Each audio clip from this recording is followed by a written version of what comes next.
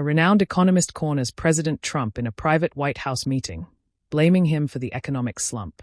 But what Trump says next leaves everyone speechless. Inside a secure White House meeting room, President Donald Trump sits at the head of a long table surrounded by a small group of advisors. He's there for a closed-door briefing on the economy, a topic that's been dominating headlines with 55% of Americans disapproving of his economic management and 54% directly blaming him for the ongoing slump. The room is quiet, the advisors waiting for the guest speaker, Dr. Leonard Warwick, a former economic advisor turned vocal critic of Trump's policies. War walks in carrying a stack of reports, his presence immediately shifting the mood. He's been invited to propose solutions, but everyone in the room knows Warwick has been publicly slamming Trump for months, calling his tariff policies a disaster. War doesn't waste a second. He sets his reports down, looks straight at Trump, and says, "Mr. President, I'm here because your economic policies are failing the American people, and I've got the data to prove it." Trump leans back in his chair, raising an eyebrow, and says, "Leonard, you've been saying a lot of things on TV, haven't you? I brought you here to hear solutions, not complaints. So, let's make this quick." War doesn't flinch. He opens his report and starts. "Your tariffs, Mr. President. The ones you keep calling a win for America, they are driving inflation through the roof. Consumer prices are up 12%. Since you doubled down on those trade restrictions and manufacturing jobs, the ones you promised to bring back, they are down by 300,000 just this year." Trump interrupts. "That's a global problem, Leonard. Everybody knows it. China's been playing games with us for years, and I'm the only one standing up to them. Believe me." Warwick shakes his head and says, "Global problem? No, sir. This is a Trump problem. 54% of Americans say you're the reason we're in this mess. And I agree with them. Your America First strategy is putting America last, and it's time you own that." The advisors shift uncomfortably, glancing at Trump, waiting for his response. Trump leans forward, his voice firm, and says, "You're throwing numbers at me, Leonard. But let me tell you something. I've created more jobs than any other president in history.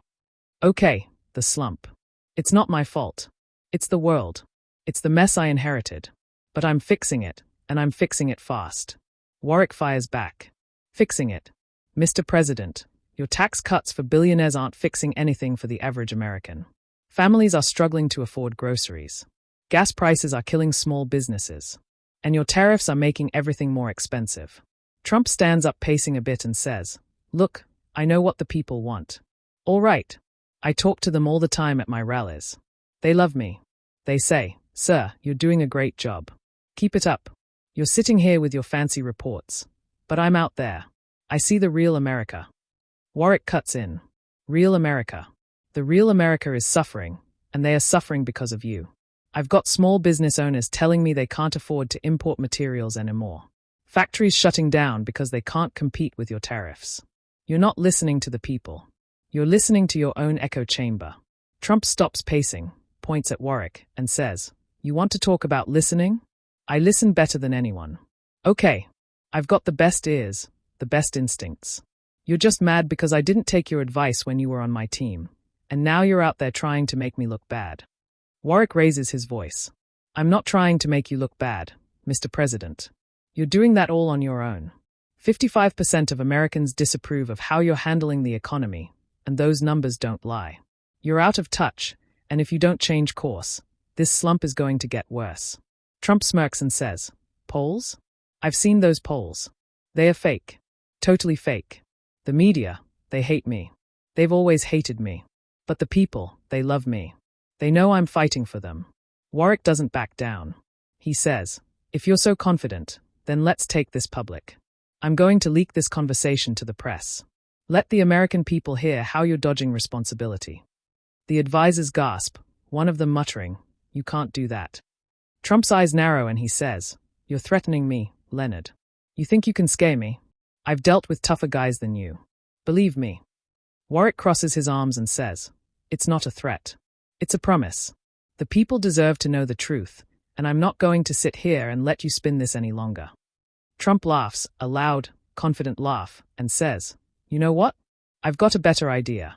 Let's have a summit, a big economic summit right here, right now. We'll bring in the cameras. We'll let the nation watch and I'll show everyone you're wrong, Leonard. You're so wrong. Warwick hesitates, caught off guard, and says, as a summit? You want to debate this on live TV? Trump nods, grinning, and says, that's right. Live TV, the best kind. I'll prove to America I'm the best at the economy. Always have been. You're on, Leonard. Let's do this. The advisors start whispering among themselves, one of them saying, Mr. President, are you sure about this? Trump waves them off and says, I've never been more sure of anything. I'm Donald Trump. I don't lose debates, okay? I win. I always win. Warwick, still standing, says, fine, but I'm not holding back. I'm going to lay out every single way your policies have hurt this country, and the people will decide who's right. Trump sits back down, leaning forward, and says, bring it on, Leonard.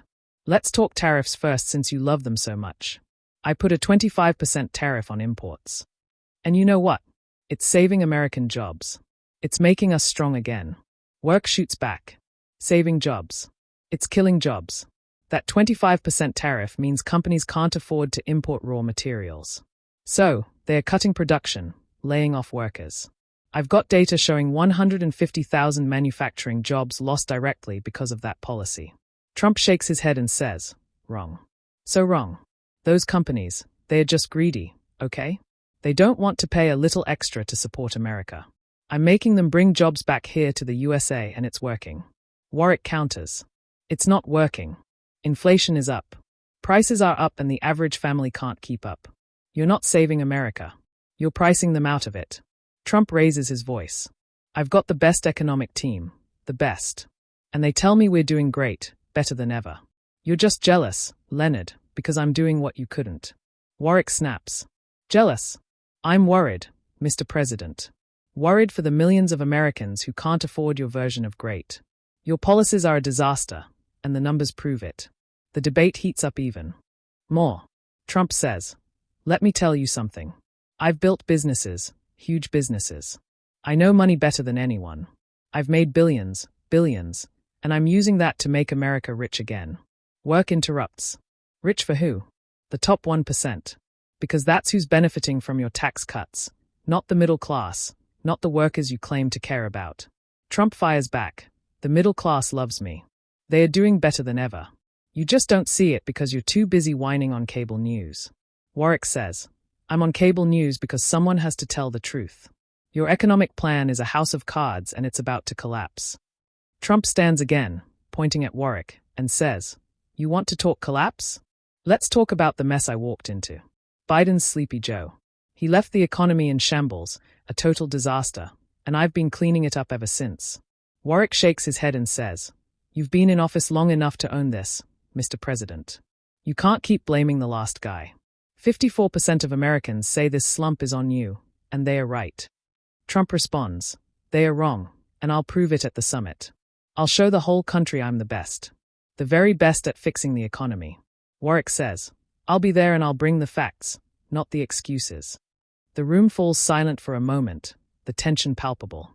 Trump looks at his advisors and says, get the press ready. We're doing this summit and it's going to be huge, the biggest ever. He turns to War and says, you're going to lose Leonard big time. War doesn't respond, just gathers his reports and prepares to leave. Trump, still standing, watches him go, then turns to his team and says, let's get out of here. We've got a summit to plan. He walks out of the White House meeting room, leaving the advisors scrambling to catch up. What did you think of this heated showdown? Was Trump right to challenge Warwick to a public summit, or did Warwick make the stronger case?